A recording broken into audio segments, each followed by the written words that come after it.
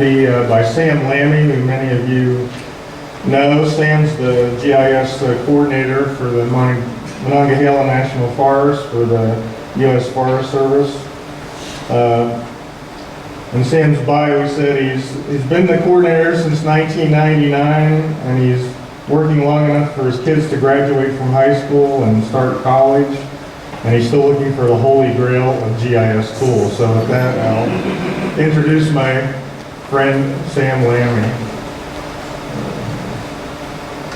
There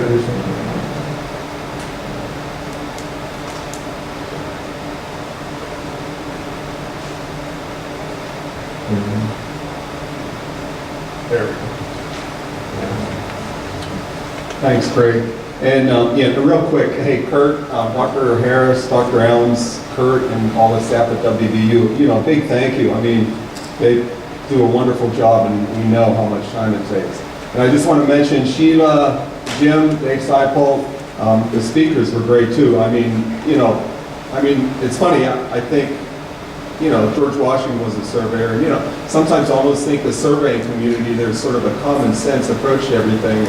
I really appreciated Dave Seipel's talk about his view of the world. So with that, this is a real quick overview. As all of you know, the Seneca Rocks is sort of the significant feature on the forest that sort of drive everything in a funny way that we do. We have 920,000 acres. We're one of 155 units across the country.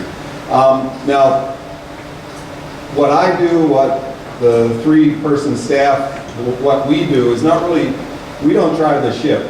We have program areas on the forest that really drive the ship. Now, in terms of the 155 units across the country, there's an enterprise GIS that we're still trying to reach the point where we're operational in a sense on a daily basis. Our data sets in Kansas City now. We also work locally with our data. We have web services that I need to provide you with the links through the listserv for AGP. We have corporate applications in all program areas. If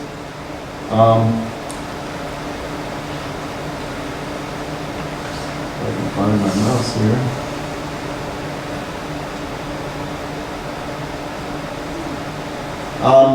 Just real quick, you know, a wide diversity of GIS layers on the forest, file geodatabases for everything.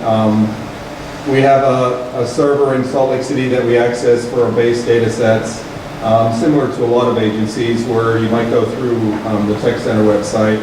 Again, enterprise GIS for the whole country.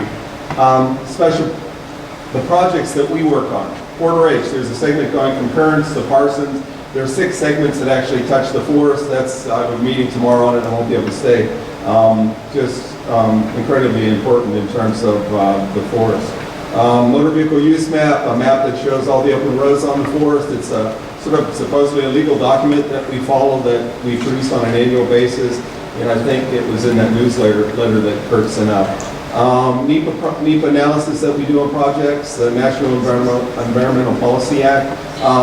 We have projects ongoing across the forest, 2, one's at Big Run, one's at Big Mountain, different locations across the forest that they can range in size from under 500 acres up to 40 or 50,000 acres. Program area specific, I mentioned programs, and that's what drives GIS.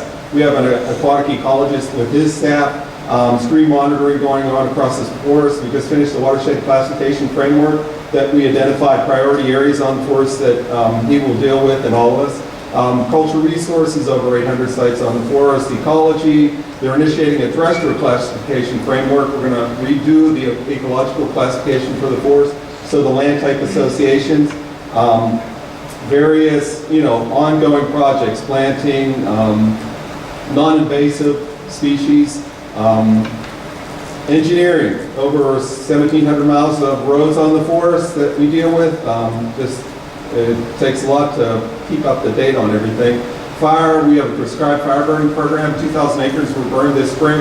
And I'm not sure whether you know or not, but the fire program is sort of increasing in terms of trying to reduce the fuel loadings. Hopefully, we're prioritizing, and you know, it'll benefit local communities in the long term So it's an active program. We also support nationwide, well, global incidents in terms of providing resources and staff. Geology, we don't have any active Marcellus wells. We have over 60 active gas wells. 33% of the forest is privately owned minerals. Lands, we had an active acquisition in 2011, 1,700 acres on Thunderstruck, which is to the west of Roaring Plains Wilderness, which is south of Dolly Sods.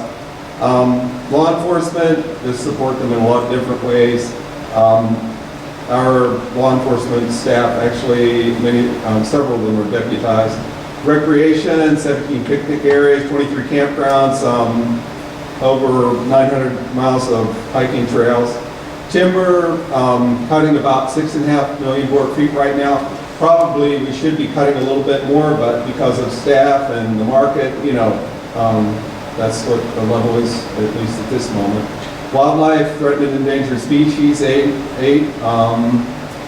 So that takes a lot of time in regards to any active projects on the forest to looking at their habitat needs and the impacts of projects.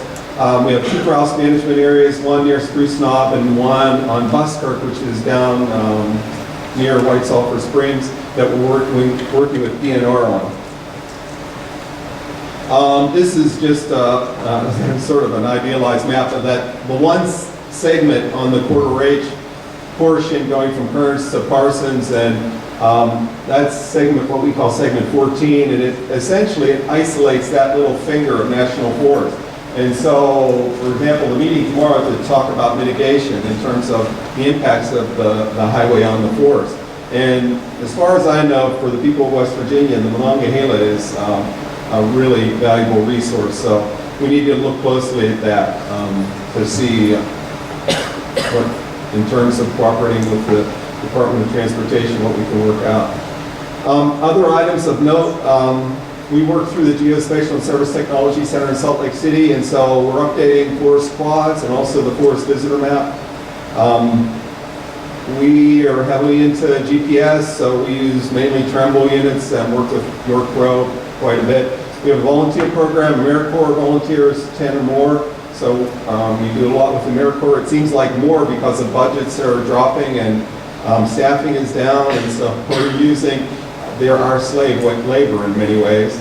Collaborative projects with the Nature Conservancy, DNR, Canaan Valley National Wildlife Refuge, National Wild Turkey Federation, Rough Grouse Society, the Mountain Institute.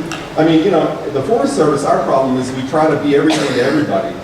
And that, sometimes that doesn't work. We spread ourselves pretty thin. But with our current forest supervisor, who's been there since 2003, Clyde Thompson, we really want to cooperate with everyone and do the best we can, and sharing data and whatnot. But budgets are tight. Retirements are looming for a lot of people. For me, probably in 3 years. But we'll work around it. Change is good, I guess. So that's all. Great.